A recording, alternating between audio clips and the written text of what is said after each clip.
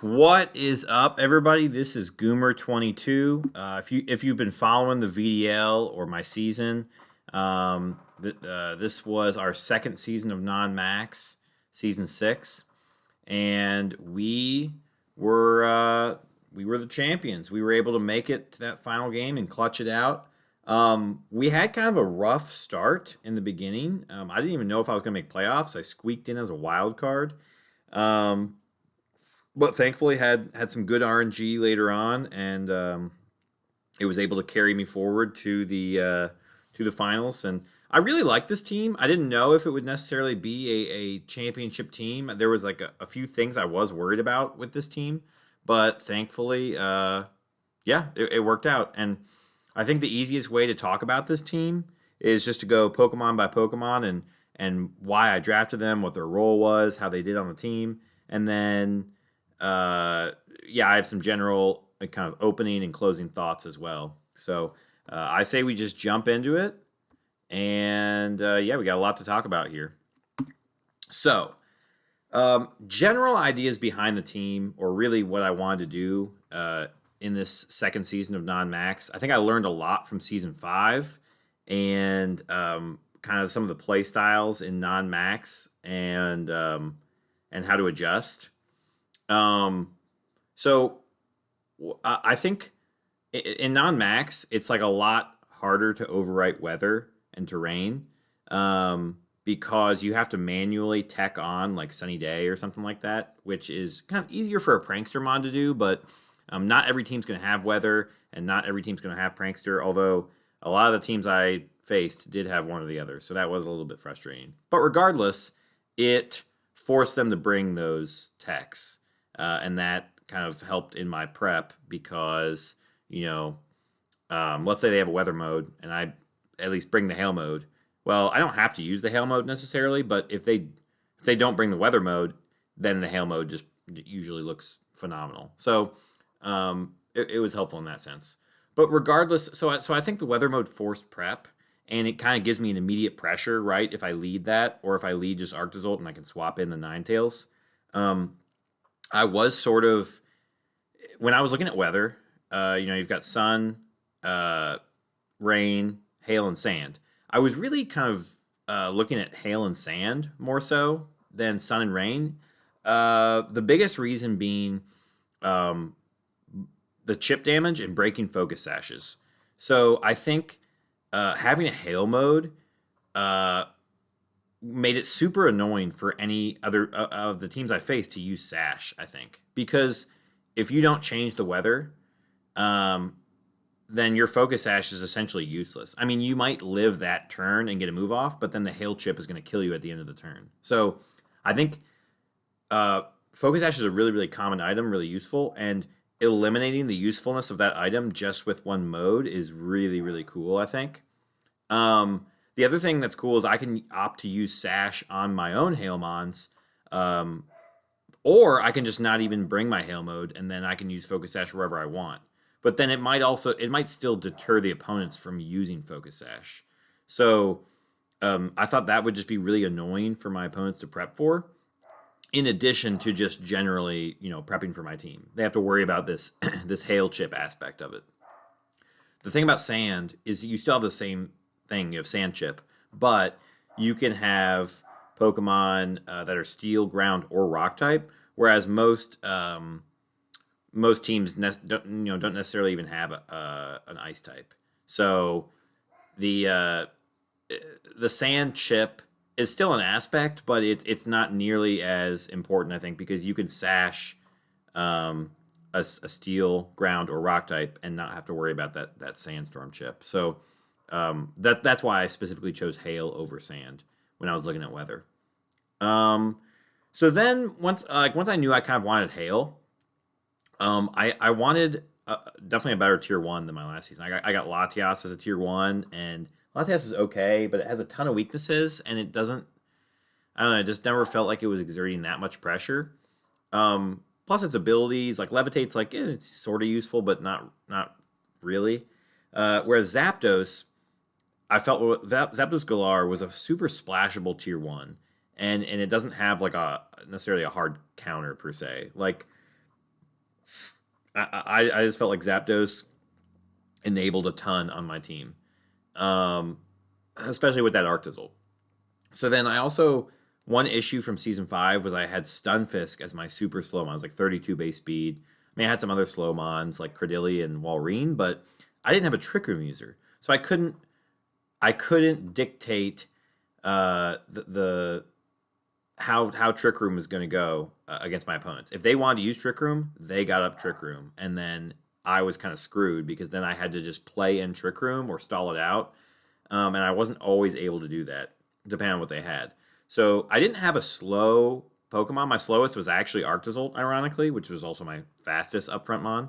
But Arctozolt was also my slowest, and but this time I had a Trick Room user. So in Orbeetle. So I just wanted a Trick Room user. I didn't necessarily know that I wanted Orbeetle right off the bat. But like knowing I wanted a Trick Room user, knowing I wanted Galarian Zapdos, and then the Hail mode, and I kind of been looking at the tiers and stuff, and fake out users. I always want a fake out user, and I sort of identified Persian as a good fake out user that I might want. So um, before the draft, I went in with I knew my plan might get adjusted based on getting sniped or whatnot. So I sort of like planned out like half a draft, and it really hinged on getting Zapdos-Galar as my first pick, thankfully, because I felt like it might go afterwards, which I feel like I'd be able to pick up the Hail mode. So, anyways, I only planned about like half of the draft. But I really planned on getting. I got Persian pretty early too because I was worried that people might dip into that tier 5. But I got, yeah, Zapdos, the Hail mode. I feel like Swampert was actually good value for its tier. I think it was tier 3, and it sort of worked well with the Zapdos too. So I thought that's a solid mon as well to just get. So I was really kind of set on those 5, and the other 6 I did not have a pre-draft intention of drafting them. I just like as the draft went on, I said, okay, this mon's available. It looks pretty good. Let's do it. But I really wanted to build on what helped enable this Hail mode, enable this Zapdos, or what the Zapdos enabled, to look better potentially. So that was kind of what I was building off of. Okay, so jumping in right away, we've got Zapdos-Galar, and I've got the base stats over here and how often I brought it, and it's KD. I mean, it's my tier 1. And I was able to use my tier 1 a lot more effectively this season. So I brought it 16 times. It did 17-11. Pretty solid for a tier 1. Um, it's the thing is, flying fighting is a amazing offensive type, especially because specifically for Zapdos, you can't be intimidated. So you always know that you're going to have that attack. Now they can wisp you or burn you, but they have to be faster than you and do that. And um, with Zapdos, you're pretty much always going to be able to get a 120 base power stab move for at least neutral damage into something, which is just menacing. So you got Brave Bird in close combat, 120 base power stabs, which is like, I mean, that's about as strong as a max move in some cases. So like, it's you're essentially almost getting a max move power neutral damage into whatever you want.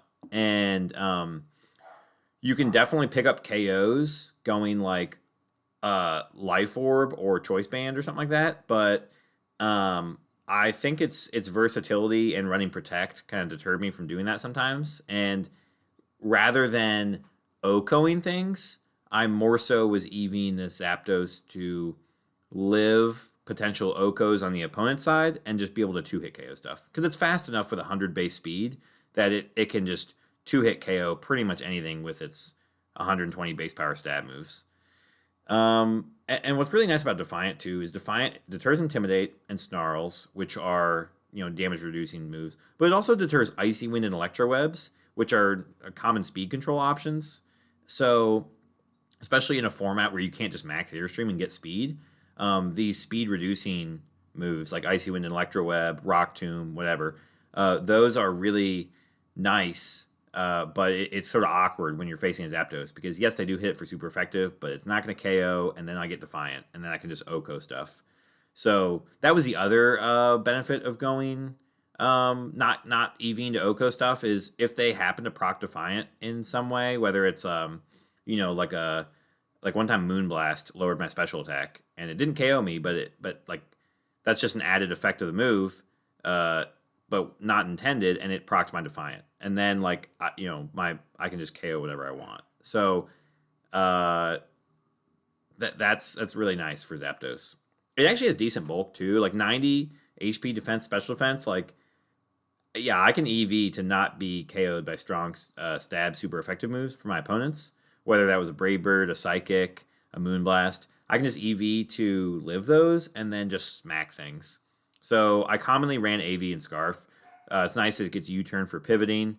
Um, it's specifically nice. So in team pairings, I have Arctozolt, Swampert, and Dugtrio-Alola. I thought were really nice for it. Arctozolt because I can lead Zapdos Arctozolt, and if you want to reduce that Arctozolt's damage, you're probably gonna have to intimidate it or hit it before it can attack you, which sometimes is pretty tough. So if you want to intimidate it, well then you're giving Zapdos Defiant. So that's a sweet lead, especially with Scarf because I can just Scarf the Zapdos, and I did this sometimes. I Scarf U-turn into the Ninetales, and then I get my Hail Mode up. And the interesting thing about scarfing and U-turning versus just hard swapping is it goes after prankster moves. So let's say like I have Zapdos and Arctozolt versus say a Meowstic, right? Well, the Meowstic has Sunny Day and Rain Dance, so the Meowstic can just change the weather. But if that Meowstic changes the weather, or say if the opponent swaps in a weather mode, well, that's going to happen first. And then a Scarf Zapdos is most likely going to be the fastest thing on the field. It's going to U-turn second. And then that Ninetales comes in, and now the Arctozolt's going to move first. So scarfing and U-turning or pivoting into a weather is a lot more effective than just hard swapping, especially for certain matchups. For Swampert, I just thought like Swampert's a nice, strong ground type, and its only weakness is grass. And Zapdos can destroy grass moves, or grass types. So Zapdos can destroy grass types. Swampert's only weakness is grass. It can just throw off strong earthquakes. And again, you want to intimidate the Swampert? Well, you're going to give Zapdos Defiant. Same thing with Dugtrio-Alola. The difference with Dugtrio-Alola, though, was that I can throw off strong earthquakes under Zapdos, but the steel typing was also meant to cover for the fairy weakness for Zapdos. So I thought that might be nice. Some unused tech on the Zapdos is I really wanted to run Endure and Reversal for just huge damage. But I never really found a great time to do that. And then coaching, I thought coaching could be interesting in certain for certain Pokemon, but like I think that's probably more effective in Max because just coaching another Pokemon that's non-Max when Zapdos can just do 75% with a Brave Bird into something is like, okay, well, why am I coaching my teammate here when I can just blow something up? So it was hard to find a use for coaching, especially when Zapdos is just so offensive. But overall, phenomenal tier 1, and I like that it wasn't a tier 1 that was just hard countered by anything. Like there's not really a hard counter to Zapdos-Galar. Like one time I faced a Lele, but I was like, okay, I just scarfed the Zapdos and then Brave Bird, which does 80% at plus to the Lele. Like, you would think something like that would hard counter it, but yet nothing really hard countered the Zapdos, it felt like, especially in prep. Okay, so next up, let's go down the line. We have Hydreigon. And if you were watching my season, it probably looked like Hydreigon was kind of trash. And I don't think Hydreigon is a trash Pokemon. I think Hydreigon's pretty good. I just think it was awkward specifically for my team. So I brought it 3 times. It never even got a kill. But I definitely could have utilized it the first time I used Hydreigon. I could have utilized it really well. The reason I picked up Hydreigon was because I wanted a strong special attacker. I had felt like, Arctozolt, Swampert, Zapdos. I felt like I had been kind of going in this physical direction. So I was like, I need a strong special mon. I needed a dark type, or at least I thought I needed a dark type because as a general psychic switch in and for the Zapdos, I thought might be nice. And then just immunity to Prankster. I think dark is kind of an essential type in draft. Maybe not, but like it feels really nice to have that immunity to Prankster. Um, so the awkward thing was, yes, it was a nice psychic switch in for Zapdos, but Dark and Fighting are both weak to Fairy. So given that my tier one was also weak to Fairy, my Steel type is Dugtrio-Alola, and I don't have a Poison type. So it seemed easy for my opponents to throw Fairy Tech on, because Fairy hits everything on my team for neutral except for Heatmor and Dugtrio, and like Heatmor doesn't even hit it back for super effective. Only Dugtrio does. So it felt like Fairy Tech was probably easy to splash on for other teams, just in case I brought the Hydreigon. And it's like, oh, okay. He doesn't bring the Hydreigon, but he still brings his Zapdos. This Fairy move is still useful. Because you pretty much expect me to always bring my tier 1. So that was kind of an awkward thing with Hydreigon. I used Life Orb and Specs. I thought about Ryan Roselli a couple times, but it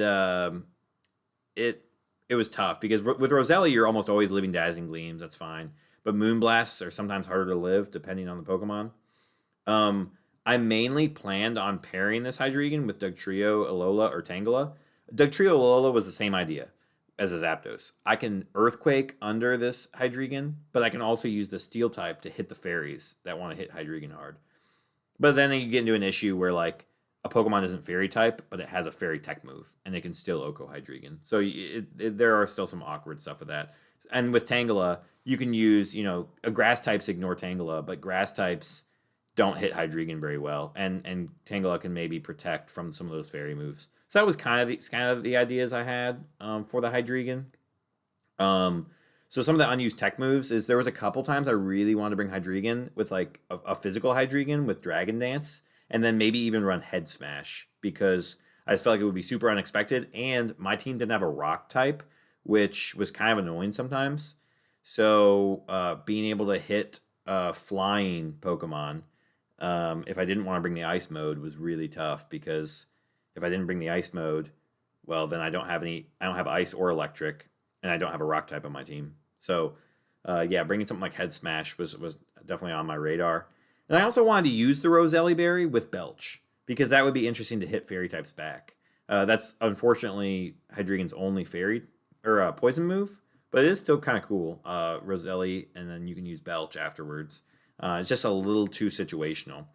At least in like a max format, you can max Ooze regardless, but in a non-max format, you actually need that berry to proc. So opponents might be able to play around that in a 3-game set as well.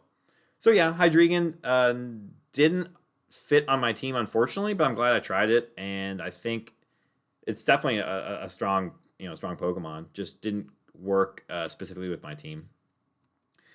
All right, next up we got Gyarados. So Gyarados, I sort of noticed later in the draft that no one had picked it up, and I was like, you know what? Intimidate seems like it might be a pretty useful tool, just kind of generally. And I brought it 13 times. It went 15-8.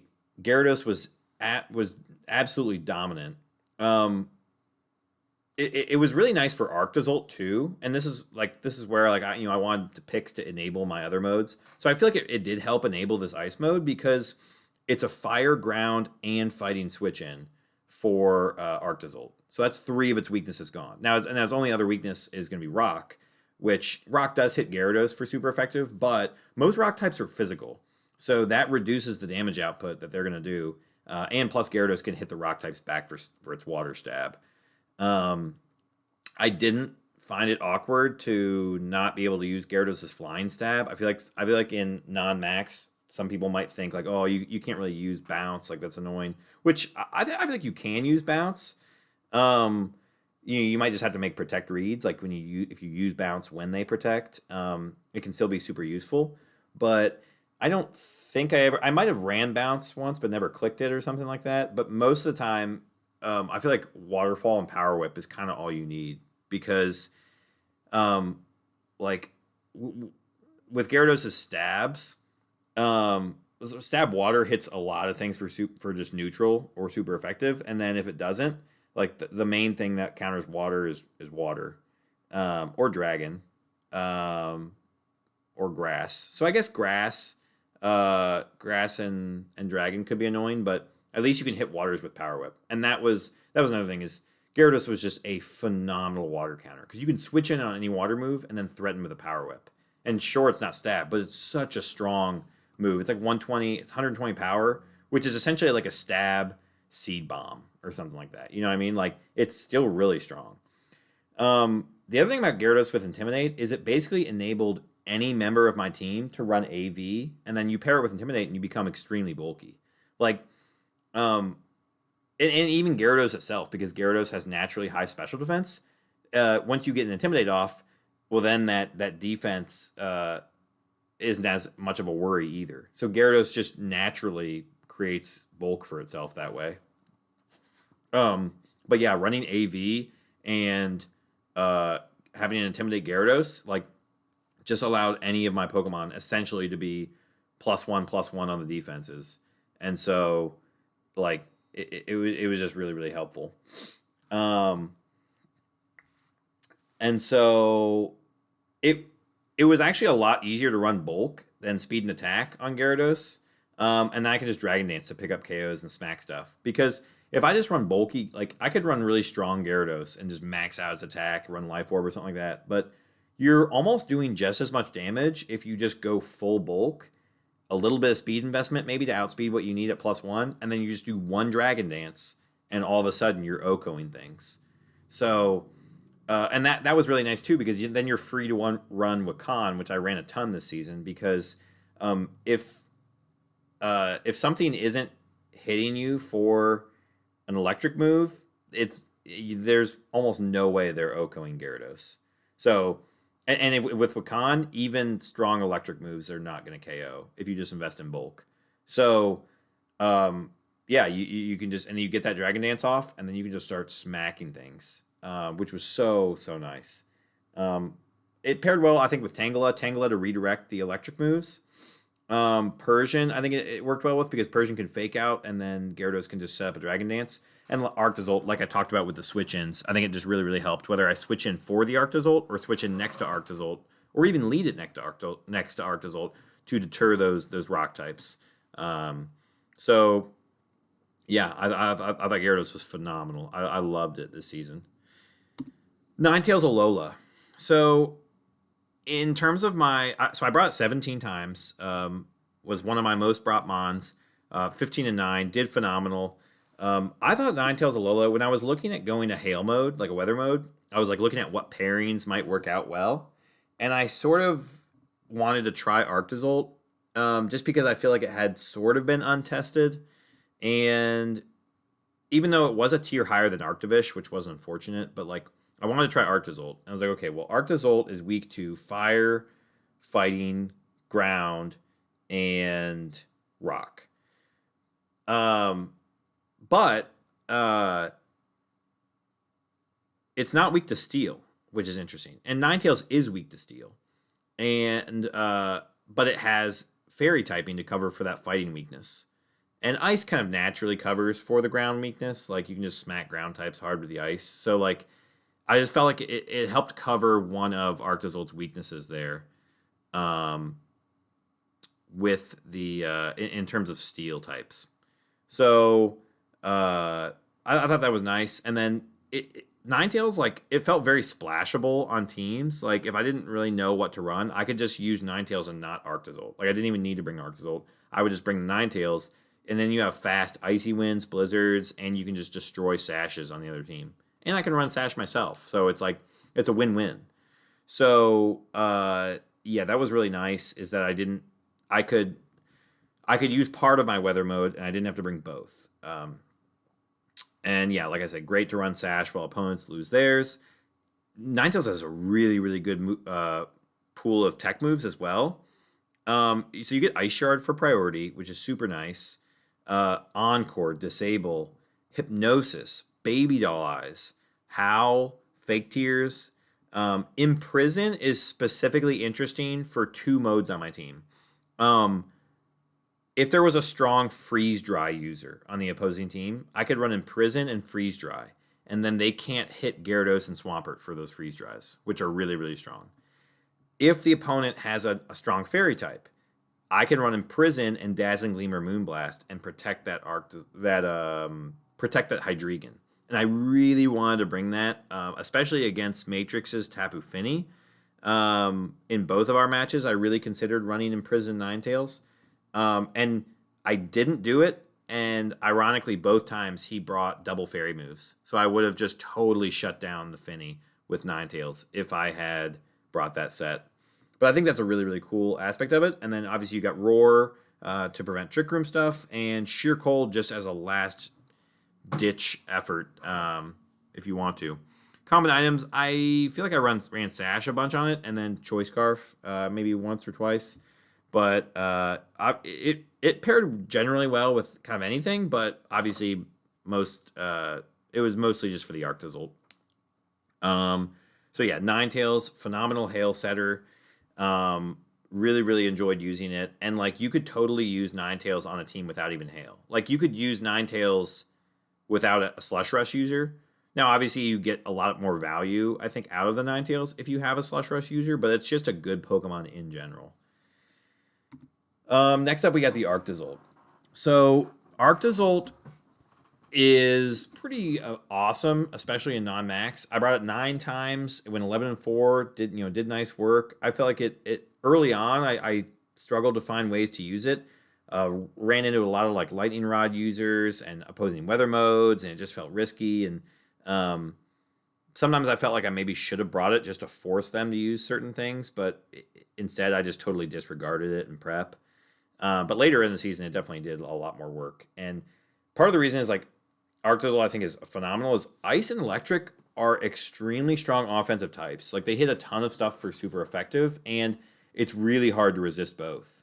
Because what resists Ice is Ice itself, and then Water and Steel. But Electric hits all those for neutral.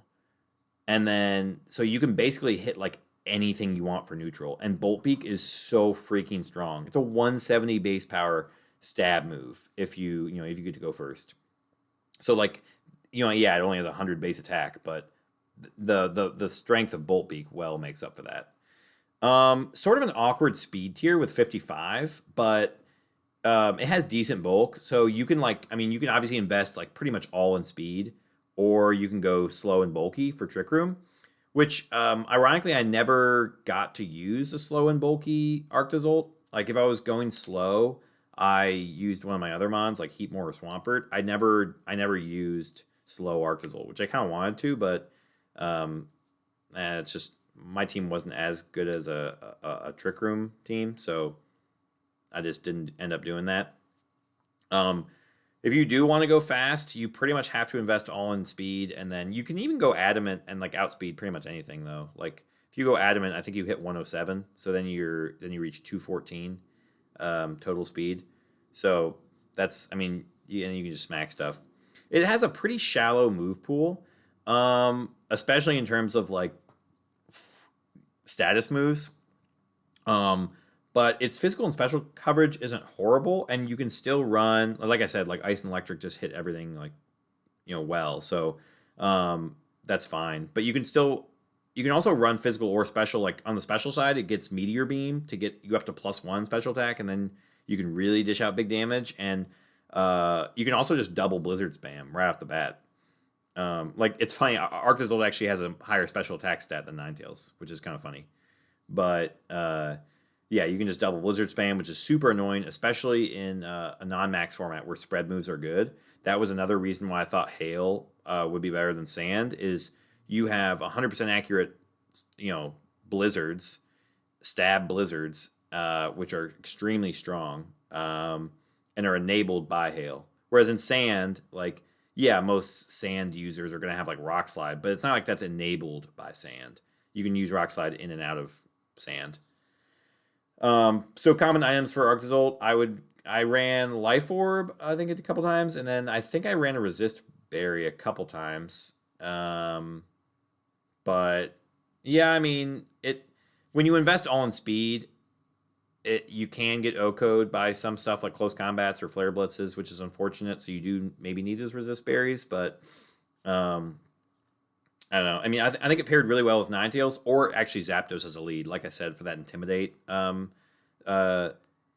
stuff. If they want to Intimidate, then like pairing it with Zapdos as a lead was super nice. So some unused tech moves, like I actually brought these sometimes, but never ended up using them. But like charge, I think charge is a really interesting move because it's kind of a win-win, right? Like you gain one, Arctozolt doesn't have that many. Like if you run Bolt Beak and Icicle Crash, you don't even necessarily need a third move because, like, for example, let's say you're running Stomping Tantrum. Well, Stomping Tantrum is, let's say, to hit a fire type. Stomping Tantrum 75 power times 2 is 150. So you're hitting a Pokemon for 150 base power move essentially. But if they don't resist Bolt Beak, why wouldn't I just click Bolt Beak? Because that's 170 power and it's stab. So Bolt Beak's always going to be stronger than Stomping Tantrum unless they resist it. So unless you're facing an electric type, in which case you can just click Icicle Crash and it's still similar damage. So yeah, running like another offensive move and Protect wasn't always the move. So it was like I would run Protect and it's like, okay, well, what do I run? And like sometimes I didn't have anything better to run besides Charge. But Charge is nice because it boosts your special defense, and then your next move is double power. So I can boost my special defense, and then there is absolutely no way someone's surviving a Bolt Beak. But then if they change the weather, Bolt Beak will still essentially be just as strong because Charge doubles your next electric move. Meteor Beam, I brought it and never got to use it. That was unfortunate. And then Static. I think Static's a really cool ability, especially in non-max with Fake Out everywhere, but I never found a great opportunity to run it with Arctozolt. So that was unfortunate. But yeah, overall, Arctozolt, great mon. I feel like it should be... Now, I don't know if people would say that Arctozolt was over-tiered or Arctovish was under-tiered, but they were separate tiers, and I feel like they should be the same tier. And I mean, Arctovish does pretty similar stuff, but they have a little bit of different tools, and, water covers for that fire and rock weaknesses. So, like, I don't know. And you're still not weak to steel because water resists steel. So you're still not weak to steel. You have stab against fire and rock. Like Arctovish is a really solid mon if you're going hail mode, and I feel like they should be the same tier. But I don't know if Arctozolt was necessarily over tiered or Arctovish was under tiered, but I just decided to go with Arctozolt. Okay, next we got Swampert. So Swampert I brought 17 times. It went 11 and 11. Early on in the season, I found like I feel like I struggled to use it well, and then I sort of found my groove with it later on. Running bulkier Swampert, and the initial idea was just a strong EQ user with Zapdos, and Zapdos covered the grass weakness, which was its only weakness. The really cool thing about Swampert is you've got a lot of versatility in what you can run. I love its stats. 60 speed might be a little awkward, but just its other stats are just phenomenal. You can run physical, special, or bulky. Obviously, on the special side, like 85 is a lot less than 110, so it's like, why would you ever run special? But there were definitely some opportunities when you are facing strong, really strong defensive types, like a Steelix, or let's say I had to face a Stakataka. Like that's when you might want to bring Earth Power, or if you just want Scalds to have burn potential, like. That's definitely nice. The other reason you might want to run special is if they do have Intimidate or a strong Will-O-Wisp user, and you're worried about being burned, then you can just run special. Plus, you get access to Hydro Cannon, so that's an extremely strong move, and you can run that on the special side. What's really cool about Swampert is like I ran Rindo a couple times, but then there was also some times when I ran Amnesia, and that was kind of like... It allowed Swampert to be extremely tanky if the opponent didn't have a physical grass move. Because if you think about it, Amnesia doubles your special defense. So if they're going to hit you with, say, Energy Ball, and the Rindo's going to pop, and then you take half damage. Well, if you double your special defense, you're also taking half damage. So it's like Amnesia essentially was the exact same thing as Rindo, as long as I could get it off. And then I have a little bit more flexibility in my item choice. I can run Citrus, I can run Leftovers, whatever. Life Orb. But the other thing is, if you look at my team down here, my team mostly destroyed grass types, which really enabled Swampert to shine, I think. Like, okay, grass type against Zapdos. Zapdos destroys it. Hydreigon, it's resisted. Gyarados, it's not super effective, and I technically have Bounce Stab. Ice mode destroys grass types. Orbeetle, resists it and hits it hard. Tangela resists it and can redirect it. At least grass tech moves. Um, not super effective against Dugtrio. Not super effective against Persian. Heatmor, resist it and smacks it. Like my team just destroyed grass types. So running a grass tech or running a grass type just for Swampert was, I feel like, kind of risky, and also allowed it to do well on my team. Um, some unused tech moves. I really wanted to use Mirror Coat or Counter plus Stomping Tantrum, because if I go for a Mirror Coat or Counter and you don't attack Swampert, or let's say they just protect, well, the next turn I have a 150 power Stomping Tantrum that I can use and just annihilate things. So it's kind of a win-win, because like if you think about it, I could click Stomping Tantrum twice, right, and just do the same amount of damage, or I can click Mirror Coat or Counter and then Stomping Tantrum. And then I have the added bonus of, well, if you do attack me, you get smacked with Mirror Coat or Counter. If you don't, well, now I have a 150 power move to hit. And it also covers for protects if I was going to go for Stomping Tantrum and Stomping Tantrum. So that's a really, really cool thing I really wanted to run and did not get to find an opportunity for Swampert. Hydro Cannon, also wanted to run it, but never found a great opportunity. And then Wide Guard, I think, was also, I think, a cool thing in non-max, but I don't even know if I brought it. I definitely had it in some of my ideas, but I don't think I ever used it with Swampert. Next up, we got Orbeetle. So Orbeetle, I brought 7 times. It went 5 and 5. But like the times I brought it, it did so well and was very essential to the victory. I just thought it was kind of a good value, bulky Mon in a lower tier. It was like tier 4. And it had Frisk, which I thought was going to be so useful in draft, just gaining that information right off the bat. Because of Orbeetle's G-Max move, G-Max Gravitas or whatever it's called, I just assumed it got gravity. I literally never checked the move pool, but I was like, oh, okay, so it's got gravity too, which I thought was going to be really cool to pair with Ninetales and Persian, because they both get Hypnosis. And so after gravity, like Hypnosis would be 100% accurate. So like one idea was maybe to pair it with Persian, fake out, use gravity, then next turn Persian can just use Hypnosis. But then all of a sudden I was like, wait, it doesn't get gravity. So I was like, it was just so weird. Why, Game Freak? Oh well, but regardless, and it gets Hypnosis itself. So I can throw out double Hypnosis. I could just run gravity and then double Hypnosis and just start putting everything to sleep, which would have been sick. But yeah, whatever. So regardless, Orbeetle's really, really good at stalling, has great stall sets because it's got Calm Mind, Iron Defense for boosting. It can even run Body Press because it doesn't have the greatest offensive stats. So like you just utilize that defense and run Body Press, which I think is really cool out of a bug type too. Also gets Struggle Bug, 100% accurate. It's just better Snarl essentially because it's 100% accurate, and Recover. So access to consistent health recovery, like just a phenomenal stall set. The other problem is it has sort of a shallow offensive move pool. Like it gets a bunch of the psychic moves and it gets some grass moves and bug moves. But here was the biggest awkwardness with running Orbeetle offensively. Was I really wanted to run Bug Buzz to counter either psychic types or dark types or grass types. But its only special bug moves are Bug Buzz and Struggle Bug. When Struggle Bug's pretty weak, it's like 50 power or something like that. So it's pretty weak, but like, and it's spread.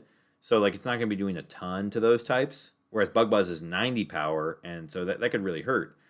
But if an opponent has Throat Chop, which pretty much every dark type gets Throat Chop, and a ton of non-dark types, like fighting types, get Throat Chop and stuff like that, Bug Buzz is a sound move. So it would just disable Bug Buzz. So Orbeetle was kind of worse against dark types than I thought it would be. And that was just kind of really unfortunate.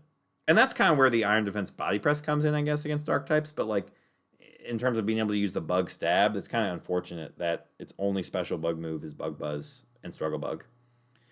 But it was a really interesting Scarf user, which I considered using a couple times. I ended up using it against Gert, but like it was so cool because you can run Struggle Bug for damage, just fast damage reduction, Psychic for just strong stab, or Trick. And you can trick a Choice Scarf onto something, but in addition to that, I can frisk what the opponent has and what I want to trick away. So I can either take away an item from an opponent or give them the scarf if I think that they have a certain set based on their item. So like For example, if I saw leftovers, I could probably assume like, oh, that's a Stally set. They're gonna have some status moves. They might click something like Calm Mind or Iron Defense.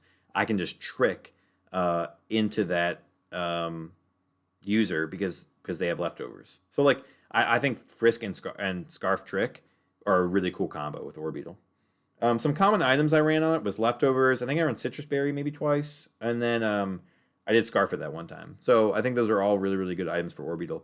Leftovers was really awkward the one time I ran it though because you could just run Recover, and I don't think you need to run Leftovers. And the Leftovers made the time that made the game lag on so much with that animation plus Hail Chip, which was just counteracting each other. So that was kind of annoying.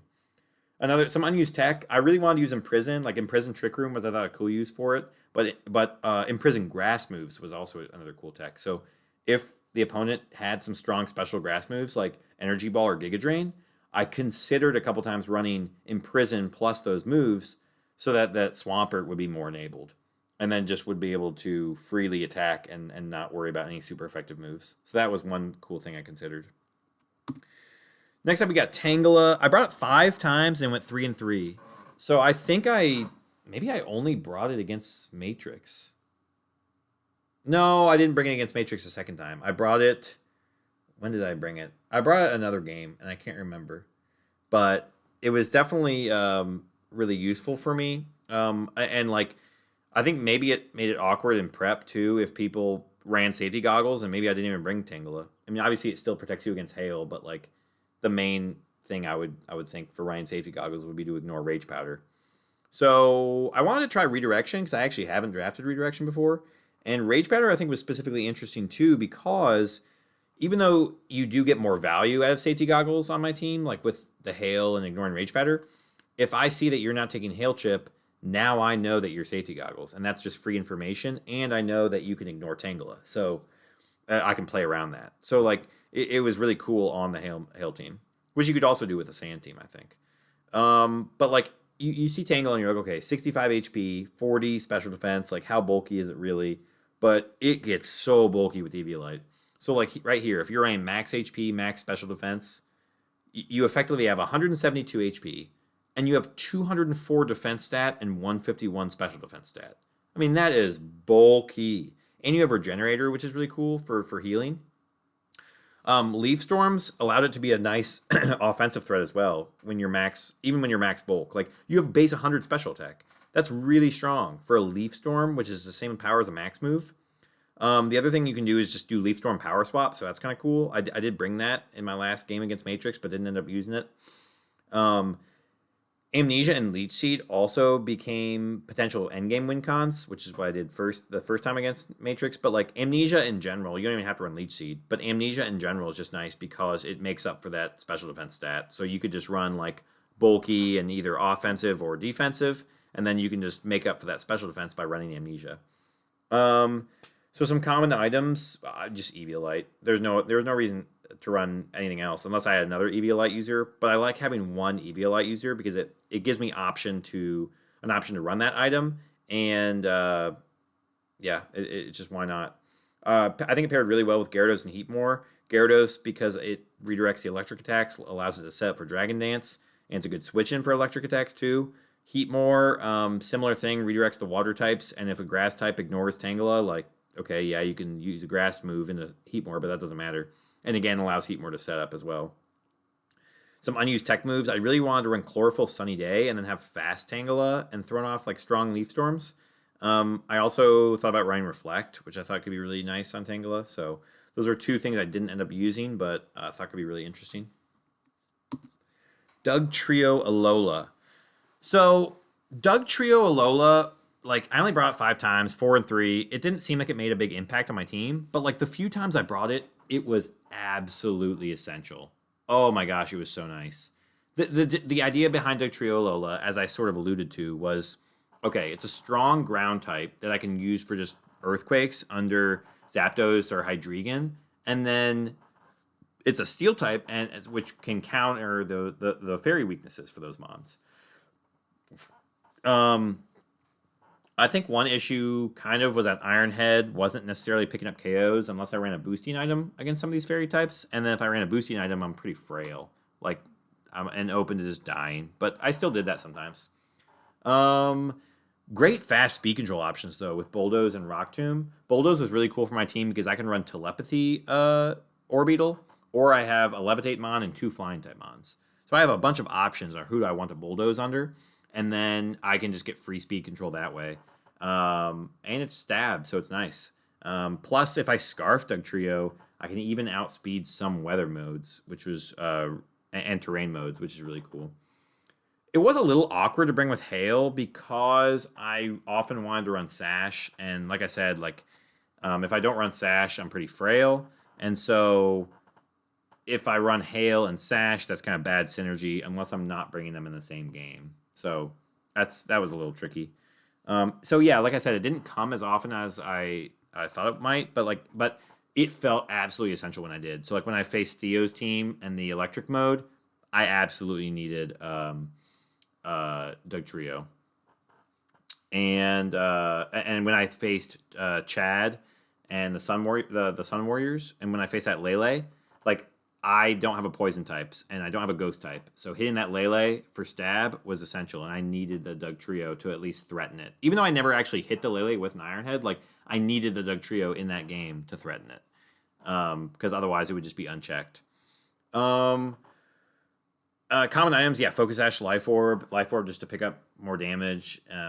Because if I'm not Focus Ash, that means I'm vulnerable to just die if I let them attack me. So I might as well just try to pick up the KOs with Life Orb. Good team pairings with obviously my Zapdos, Hydreigon, Gyarados. I think for like being able to Earthquake or Bulldoze under any of them and covering some of the weaknesses. Some unused tech moves, which I also wanted to use with Hydreigon, is I really wanted to use Metal Sound, and because I can go for Earthquake and Hydreigon can go for a move, or I can go for Metal Sound and Hydreigon can like Dark Pulse and just OHKO something. So I thought that was a really cool option, versatility, but I never got to use it. And then if I am running Sash, I thought Reversal could be fun to run on Dugtrio, but I never got to run that either. So, but still a solid mon. Heatmor. Now we're getting to the juicy parts. Heatmor, surprisingly, I brought 16 times, and it went 18-7. Arguably my best performing Pokemon. Heatmor was a menace. And this wasn't... It sort of was by accident. Like, I didn't intend to bring Heatmor this many times. I definitely didn't draft it just as a meme, though. Like, I thought it was still, nice to have a fire type, and I thought Heatmor had a little bit of potential. But, like, I sort of realized it mid-season that Heatmor fits super well on my team because my team has a general weakness to Fire and Fairy. Obviously, Fire counters that Hail mode, and then you can smack Tangela, my Redirector. You can smack Orbeetle and Dugtrio-Alola, and then lots of Fire types get Will-O-Wisp too. So you can just Will-O-Wisp like Gyarados, Swampert, or Zapdos. So like Fire in general and Will-O-Wisp and that sort of fire archetype was really good against my team. And Fairy as well, as I mentioned earlier. Like you can just kind of splash Fairy on and hit my strong tier 1 and tier 2 that way. My only other resist is Dugtrio, which I didn't necessarily want to bring to every match. So that allowed Heatmor to shine. And the other thing is since it's a tier 5, I think a lot of teams discounted it in prep and thought, I don't know if he actually brings the Heatmor this time. But like, also if you look at my team, like Water and Ground don't look super good in my team. Like Water is resisted by a lot of Pokemon on my team besides Dugtrio, and it's like, are you really going to bring Water just for Dugtrio and Heatmor, like 2 of my lower tiers? Plus, like Ice mode, both of my mons get freeze dry. I have Arctozolt for a big electric type and Tangela to redirect stuff. With Ground, I have a couple immunities to it, and then I also have 2 water types and a strong grass type. So like, and an Ice mode, which Ice smacks Ground. So like, the fact that Fire and Fairy looked especially good against my team, Water and Ground generally didn't look good, that sort of culminated into this perfect opportunity for Heatmor to shine. In addition, like I didn't have a great Trick Room mode, and so teams with good Trick Room modes and grass coverage for the Swampert allowed Heatmor to shine because Heatmor is a little bit slow. I can run Curse to lower my speed even further and get down to some of those speed tiers that the Trick Room Mons are. And yeah, if I couldn't reliably use Swampert, then Heatmor sort of filled that gap. What's so cool is you can also flex physical, special, mixed, or stall on Heatmor. And like and it was just so nice. I mean, typically you wouldn't think about running stall and Heatmor, but it does get some boosting items, and then like you can just run leftovers, and pure fire type isn't a bad stally type, to be honest. So what's really cool is it gets access to Overheat and Flare Blitz. So like you may think its offenses are a little bit middling, like okay around 100, but with those really strong stab moves, it hits really hard. And then you have Sucker Punch for priority, which is super nice because yeah, it's got a little bit of an awkward speed tier with 65, and whether I run it outside or in Trick Room, I can, if I'm gonna die, I can just throw off a free Sucker Punch for extra damage. And then it has access to these boosting moves, Amnesia, Curse, and Stockpile, which are really, really cool if I'm running like that stally leftovers, or if I'm just setting up for like an end game attack. Like with I ran the Curse against Theo, that allowed me to run better in Trick Room. It was mostly to counter the Lurantis, but run better in Trick Room, and then it boosts my defense too, so it's like a win-win. Common items I did run Life Orb, AV, and Leftovers. I think those are really nice because AV, like I said with the Gyarados, Intimidates, it covered for those low defenses on Heatmor. And then Leftovers, if I ran some of those boosting items and stall. And then Life Orb, because the offensives might, even though I do have those strong moves, Overheat and Flare Blitz, if I need to use a coverage move or if I just need a little bit extra damage to make up for those attack stats, Life Orb did the trick. And yeah, team pairings, I think it worked really well with Tangela to redirect the water and ground moves. Orbeetle, I think is nice to set up Trick Room. And Swampert just generally because Heatmor covers for the grass types, and then Swampert can hit those rock and ground. So I think that was a nice little pairings that it had.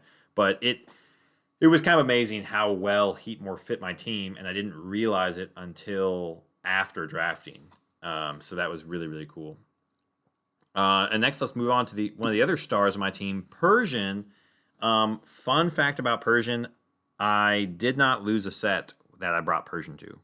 I may have lost a game, but I did not lose a set that I brought Persian to. And I sort of realized that before the finals. And even though I didn't bring it in the finals, I was like, I kind of have to bring this Persian. It's just done so well for me. And it is really nice because even though I brought it 12 times, its KD was 1 in 5. I mean, it wasn't meant to get kills. It was meant to support the team, and it did that phenomenally. So it's an extremely versatile and annoying support in Tier 5. And again, it's got one of the fastest fake outs in the game. I think the only faster ones are like Weavile, Salazzle, the other Alolan Persian speed ties, I think. And what's specifically awkward with Persian is you have fake out and feint. So right away, like protecting against fake out, or even in the middle of the game, like you can protect to stall that fake out turn. But if I just feint you, that's really bad. And I did get to use that a couple times. So having fake out and feint on the same mon is kind of disgusting. That's really nice, and makes for awkward mind games. Plus the fact that it has Unnerve and just enables any of my team to have consistent damage. So when I needed certain repositioning or needed a setup on, like I needed to use Amnesia on Swampert or maybe Heatmor or even Dragon Dance Gyarados, like having Persian to fake out was really, really nice for that, because then it just allowed those allowed those mons to get their setup off, and then once I was set up, it's just they were just enabled for the rest of the game basically. Plus, it helped a lot in prep too, knowing like, okay, if I run Persian next to this mon, they can't have a resist berry because I have Unnerve, so I can guarantee Oko. So because I think resist berries are really, really useful in draft, and it's a really nice way to counteract some opponents like super strong offensive modes. But Persian just totally disabled that, which was awesome.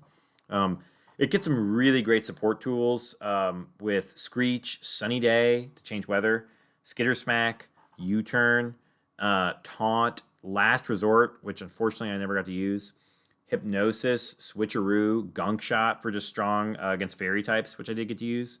I didn't put it down there, but Icy Wind, fast Icy Winds are also really, really cool.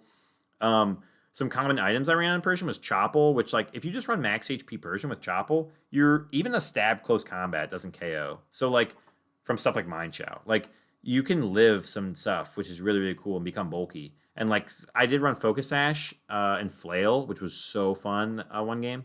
And then Assault Vest. If you run Assault Vest with like Skitter Smack, you get a Skitter Smack off of them on, and then now like Persian's kind of bulky and annoying and can just start Skitter Smacking and being annoying with like U-turn and fake outs and icy winds and like the Skitter Smack is really, really nice on Persian. Given that like I feel like not a lot of people run Skitter Smack generally. I think on Persian specifically it's nice because this Persian doesn't get Snarl, whereas the Alolan Persian does. I think it paired really well with Gyarados and Swampert and Heatmor, basically my big setup mons, to just enable them, reposition, and allow them to smack things too, with those fake outs. So Persian, like low tier hero, so good. I was really, really glad I got to try it this season. So yeah, that's the end of my mons. We'll just go into some general closing thoughts about the season. And this season was heat. With that Heatmor. What I loved about this team is every team member felt viable and served different roles. And like when I used them for their role, they did it effectively. The only one I would say that didn't was Hydreigon, but arguably that first game I used Hydreigon, that was more so me playing it poorly and not that Hydreigon didn't fit there. I think later on in the season, Hydreigon didn't necessarily fit, but it did fit in certain matchups, and I just didn't play it well. It definitely felt like the most competitive season of VDL. Prep every week was so difficult, and like oh my gosh, I struggled so much prepping against some of these teams. And I think some of that goes into my next point here, which like I didn't have a Ghost type and I didn't have Inner Focus, and so like part of my idea was like, okay, well, those are really nice to avoid fake out as a lead, but like I can also avoid it with Quick Guard. But my Quick Guard user was Zapdos, which I'm going to want to use more offensively, and it was only base 100 speed. So if I'm facing a fake out user like a Raichu, Salazzle, Liepard, anything that's faster than base 100, Quick Guard doesn't do anything because Quick Guard and fake out are the same speed tier. So you can just fake out quicker than I can Quick Guard. So it proved for some tough matchups and game plans, and I think because of that, like because I didn't have a Ghost or Inner Focus or like a super fast Quick Guard user, I had to develop game plans that were more structured about long-term game plans or lots of switching and stuff because I couldn't like guarantee turn one setups, and my opponents could sometimes if they wanted to. So that was kind of annoying, but it forced me to play a little bit differently than I'm used to. But it worked out obviously for the better. So some interesting typing interactions I had on my team that I just want to highlight was like, so I had Gyarados who was 4 times weak to electric, but it's not weak to grass. And so water types in general, they're weak to electric, they're weak to grass as a base. But so and Gyarados eliminates that grass weakness, but obviously it doubles down on the electric. But then you have, on the other side, you have Swampert, which immune to electric, but it doubles down on that grass weakness. So it allowed me to flex my water type depending on whether the opponent had good electric types or good grass types, which I thought was really nice because I think water is a really important type. In addition, there was a similar interaction with Dugtrio-Alola and Swampert because like ground's weaknesses, I think ground's a really important type too, and ground is weak to ice, grass, and water. Well, Swampert and Dugtrio-Alola are both not weak to ice, which is nice because then my opponent can't abuse my ice mode as well. But they're both not weak to ice. But Swampert is obviously weak to grass, but it's not weak to water. And Dugtrio is weak to water, but it's not weak to grass. So there was like a little bit of that typing interaction going on with my ground types as well, flexing that. This season, I definitely realized the power of setup moves. I haven't always run them, but I think they are so useful, especially in non-max. I know Otto's made this point before, but like I really recognize it with Curse and Dragon Dance and Amnesia. Like they really allowed my team to slow the game down and then play it the way I wanted to, which was really, really helpful. Um, I was also thankful for some good RNG later in the season. Like it's kind of crazy that like I was 5-3, but like had I been 4-4, I wouldn't have made playoffs. Like one bad game, and I might not even be a wild card. Like I ran some risky stuff later on. Like I that Screech Iron Tail Swampert into Zam's Aromatisse. But like and like yeah, I feel like I had some unfortunate RNG earlier in the season with some stuff, but like yeah, it's just crazy that literally one like bad turn potentially in some of those later season games, and I wouldn't even have made playoffs. But you know, sometimes RNG like you're gonna get it good, you're gonna get it bad sometimes, and luckily just kind of later on I got it good, and it helped me. Um, not that I think that was the reason I won some games, but um, I think more so than me getting good RNG is what I mean is that I didn't get bad RNG. So like for example, like Screech Iron Tail, like you're gonna hit that 68% of the time, which is still in your favor. So like, but like it's not great odds, but it's still more than 50%. Like I should hit that more than I shouldn't. So it's more so that I didn't get some bad RNG, whereas and so I think you need a little bit of that. You need, I think, to go far, you need some good prep, good play, and you need to not have bad RNG. So that definitely helped. Um, so just kind of at the end, like last season, I had Stunfisk-Galar because this season sort of seemed like the season of Heatmor, which was kind of funny for me at least. And like last season, I had Stunfisk-Galar, which was sort of memey and a fun low tier to try, but like I had the intention of drafting Stunfisk-Galar, and I really wanted to try it out and goof around with it. And I think the problem was I tried to fit the rest of my team around this Stunfisk-Galar, and I was like, okay, well, I don't need a Steel type, I don't need a Ground type, because I want to use this Stunfisk-Galar. Like, whereas so I sort of built my team around that tier 5, and it caused the rest of my team to suffer. Whereas this season I kind of did the reverse, where like I developed game plans with my higher tiers, and I picked up Heatmor as a low tier fire stab, but like I didn't intend on relying on Heatmor. And then just throughout the season, like I brought it when it looked good, and like I mentioned, like it naturally just kind of looked good on my team because of those different features. But like I didn't start with Heatmor, build a team around Heatmor. I built a team, and then later in the draft, I realized, wow, Heatmor is pretty good. For my team, I'll pick up Heatmor.